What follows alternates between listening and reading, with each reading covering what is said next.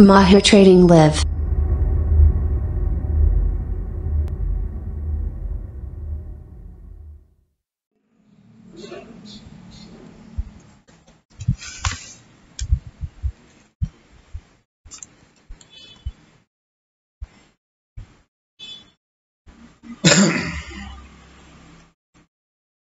Action. Assalamualaikum warahmatullahi wabarakatuh. Selamat datang kembali di channel Mahir Trading Live. Pada kesempatan kali ini kita akan membahas tentang algoritma konsensus di mata uang kripto ya. Sebelum saya mulai, mohon dibantu like, subscribe, komen, dan share agar channel ini dapat berkembang ke depannya. Oke, kita ke slide ya. Apa itu algoritma konsensus? Algoritma konsensus merupakan mekanisme yang memungkinkan pengguna atau mesin untuk berkoordinasi dalam lingkungan terdistribusi. Perlu dipastikan bahwa semua pihak dalam sistem dapat menyetujui single source of truth. Meskipun beberapa pihak gagal, dengan kata lain, sistem harus bersifat fault tolerant. Dalam lingkungan tersentralisasi, satu entitas berkuasa atas sistem. Dalam kebanyakan kasus, pihak ini dapat melakukan perubahan sesuka hati. Tidak ada sistem tata kelola yang rumit untuk mencapai konsensus di antara banyak administrator. Tetapi dalam lingkungan terdesentralisasi, ceritanya berbeda. Katakanlah kita sedang bekerja dengan database terdistribusi. Bagaimana kita mencari kesepakatan mengenai entry apa yang bisa ditambahkan. Nah, ini algoritma konsensus, ini konsensus antara beberapa user ya, sehingga terjadi kesepakatan untuk melakukan suatu transaksi di blockchain ya. Algoritma konsensus dan mata uang kripto. Dalam mata uang kripto, saldo pengguna dicatat dalam database blockchain. Sangat penting bahwa setiap orang, atau lebih tepatnya setiap node, menyimpan salinan database yang identik. Jika tidak, Anda akan memiliki informasi yang saling bertentangan, yang justru akan merusak seluruh tujuan jaringan kripto. Kriptografi public key memastikan bahwa pengguna tidak dapat menghabiskan koin milik orang lain.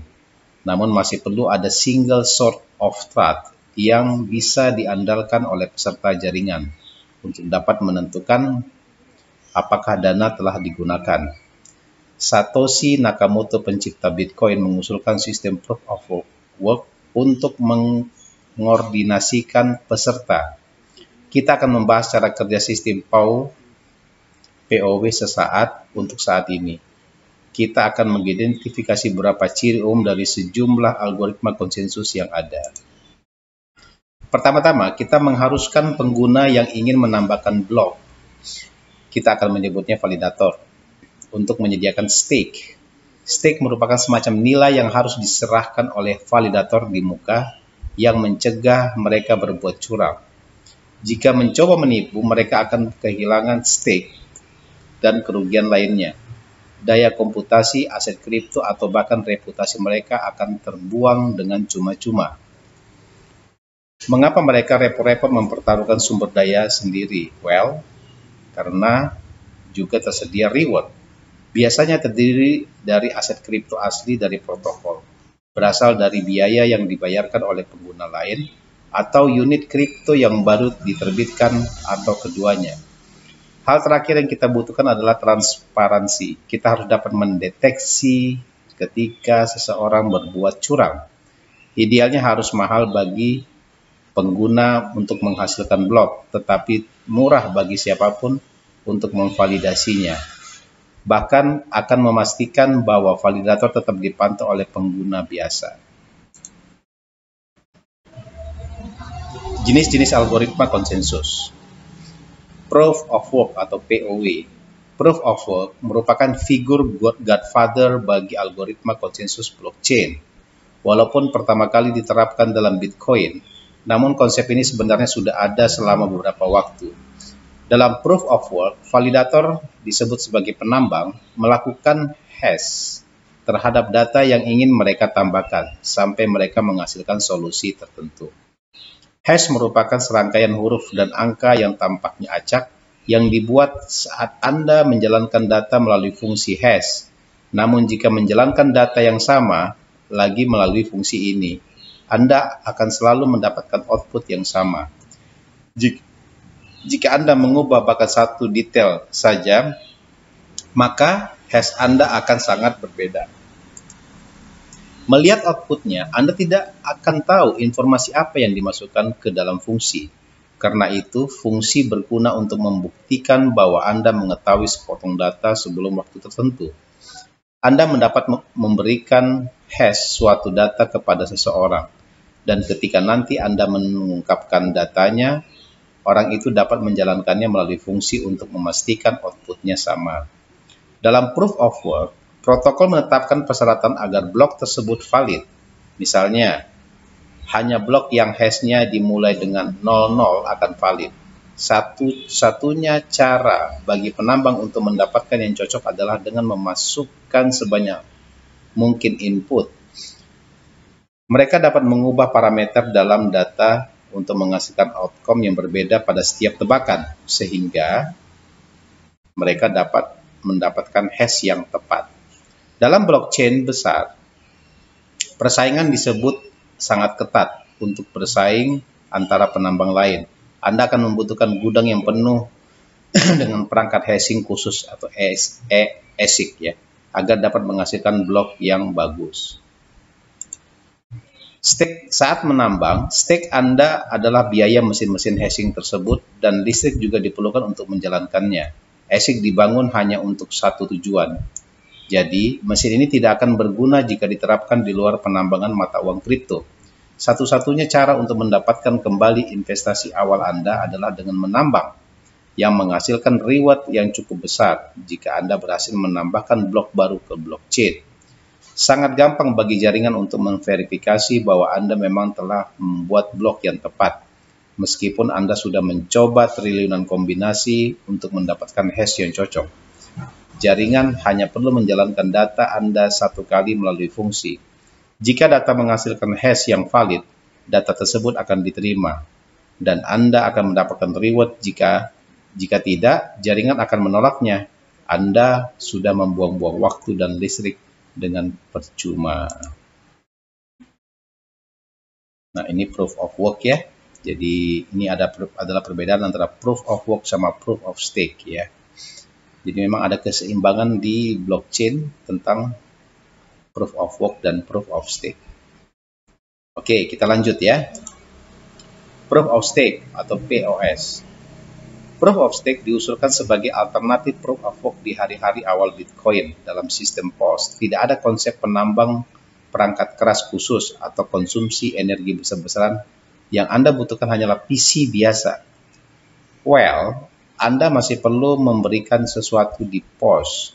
Anda tidak mengorbankan sumber daya eksternal seperti listrik atau perangkat keras, tetapi sumber daya internal mata uang kripto. Aturan berbeda dalam setiap protokol, tetapi umumnya ada jumlah minimum dana yang harus Anda kunci agar memenuhi syarat dalam staking. Anda mengunci dana di wallet tidak dapat dipindahkan saat staking berlangsung. Pada umumnya, Anda akan setuju dengan validator lain mengenai transaksi. Apa yang akan masuk ke blok berikutnya, ini dapat seperti Anda bertaruh pada blok yang akan dipilih oleh protokol.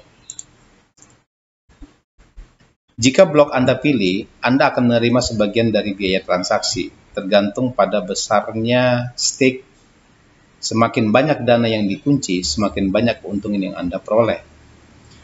Tetapi, jika mencoba menipu dan mengajukan transaksi yang tidak valid, Anda akan kehilangan sebagian atau semua stake Anda. Oleh karena itu, mekanisme ini mirip dengan POW, bertindak jujur lebih menguntungkan daripada berbuat curang. Umumnya tidak ada koin baru yang diterbitkan sebagai bagian dari reward bagi para validator. Mata uang asli blockchain harus dikeluarkan dengan cara lain. Ini dapat dilakukan baik melalui pendistribusian awal, seperti ICO dan IEO, atau dengan meluncurkan protokol dengan POW sebelum kemudian beralih ke POS ya.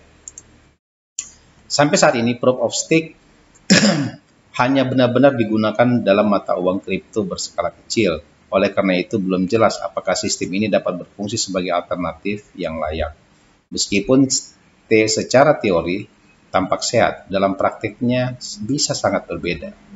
Saat POS diluncurkan pada jaringan ini dengan nilai yang besar, sistem menjadi arena bermain bagi game teori dan insentif finansial. Siapapun yang memiliki pengetahuan untuk meretas sistem POS kemungkinan akan melakukannya jika memang menguntungkan. Oleh karena itu, satu-satunya cara untuk mengetahui apakah sistem ini layak adalah dengan mengujinya langsung pada jaringan live. Kita akan segera melihat POS diuji dalam skala besar. Casper akan diimplementasikan sebagai bagian dari serangkaian perangkat jaringan Ethereum yang dikenal sebagai Ethereum 2.0. Penutup atau kesimpulan konklusi, mekanisme dalam mencapai konsensus sangat penting bagi berfungsinya sistem terdistribusi. Banyak orang yang yakin bahwa inovasi terbesar Bitcoin adalah penggunaan proof of work yang memungkinkan pengguna menyetujui serangkaian fakta bersama. Algoritma konsensus saat ini mendukung tidak hanya sistem uang digital, tapi juga blockchain, memungkinkan pengembang untuk menjalankan kode di jaringan terdistribusi. Algoritma ini sekarang menjadi landasan teknologi blockchain, sangat penting bagi kelangsungan jangka panjang bagi berbagai jaringan yang ada.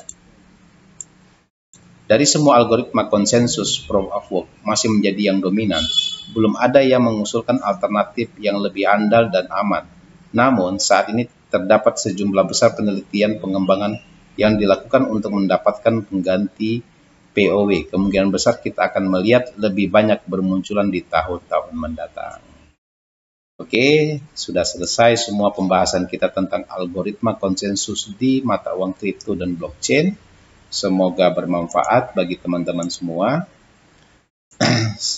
Dan mohon di follow akun medsos dari Mahir Trading Live. Semoga bermanfaat. Assalamualaikum warahmatullahi wabarakatuh.